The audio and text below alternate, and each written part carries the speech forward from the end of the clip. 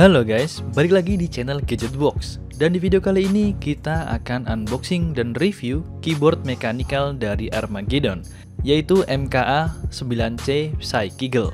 Dan bagi kalian yang penasaran sama videonya, jangan lupa buat like dulu di video ini. Dan sebelum nonton video ini, cuci tangan yang bersih pakai sabun ya. Seri MKA 9C ini pakai blue switch yang tahan lama tentunya. Untuk backlightnya udah multicolor, meski belum RGB secara keseluruhan tombol, tapi kesan gamingnya tetap dapat. Dalam paket pembelian, kita juga diberikan 2 tambahan switch sebagai cadangan kalau ada kerusakan contohnya. Dan untuk spesifikasi lengkapnya bisa dilihat di bagian belakang box. Keyboard ini punya fitur Kevlar Tech keycaps yang sudah kita kenal di keyboard mechanical besutan Armageddon ini. Untuk garansinya sendiri tergolong lumayan lama, yaitu 2 tahun ya gengs. Dan kita langsung buka aja untuk MKA 9C ini. Seperti apa kualitas dari keyboard gaming yang satu ini. Di dalam box tadi terdapat keyboard MKA 9C. Kemudian kita mendapatkan switch puller dan keycap puller lengkap dengan additional switch-nya. Kemudian kita mendapatkan manual book dan tentunya nggak ketinggalan kartu garansi. Untuk USB konektornya belum gold plated ya, dan kabelnya juga belum braided, tapi overall oke lah untuk keyboard gaming Armageddon MK9C ini. Setelah dinyalakan, seperti ini warnanya ya. Dan tentunya warnanya bisa kalian ganti dengan menekan tombol light yang sudah disediakan dalam keyboardnya. Tombol-tombolnya lumayan enak, meski nggak seenak MKA13R dan MKO13R yang udah pernah aku review sebelumnya juga.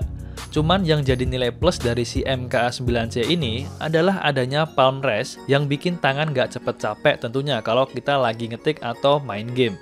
Untuk informasi mengenai numlock, kemudian caps lock, tidak ada di LED info yang berada di pojok kanan, tapi melainkan langsung ada di tombolnya masing-masing.